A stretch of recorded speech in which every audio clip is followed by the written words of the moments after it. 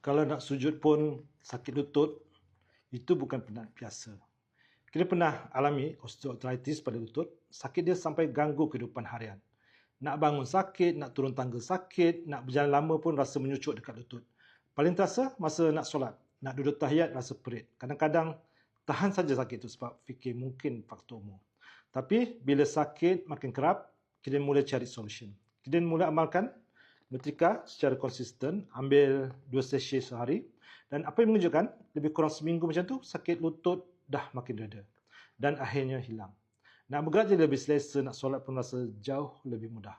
Bukan itu saja, kita juga kadang-kadang kena sakit tumit. Sakit tumit bila datang memang susah nak jalan. Bangun pagi, pijak lantai pun rasa ngilu. Jadi kita tambah pengambilan Nutrika. Dalam sekitar 3 hari, sakit tumit tu hilang terus.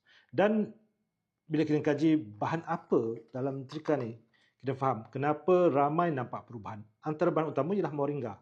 Moringa ni terkenal sebagai anti radang semula jadi. Ia ada lebih 90 nutrien dan 36 jenis antioksidan. Dia bantu kurangkan keradangan pada sendi, bantu pembentukan kolagen dan lindungi sendi daripada kerosakan. Satu lagi bahan yang sangat powerful ialah mango select daripada Perancis.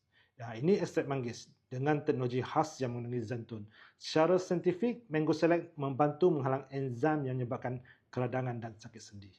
Ada kajian di Eropah juga menunjukkan mango select membantu melegakan sakit sendi dalam sekitar 5 hari. Dan satu lagi bahan yang penting ialah alfalfa dengan hydroxyl metal butyrate, HMB.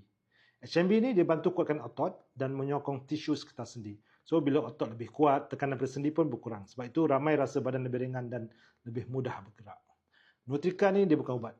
Kita cuma kongsi pengalaman sebenar kita sendiri selepas amalkan Nutrika.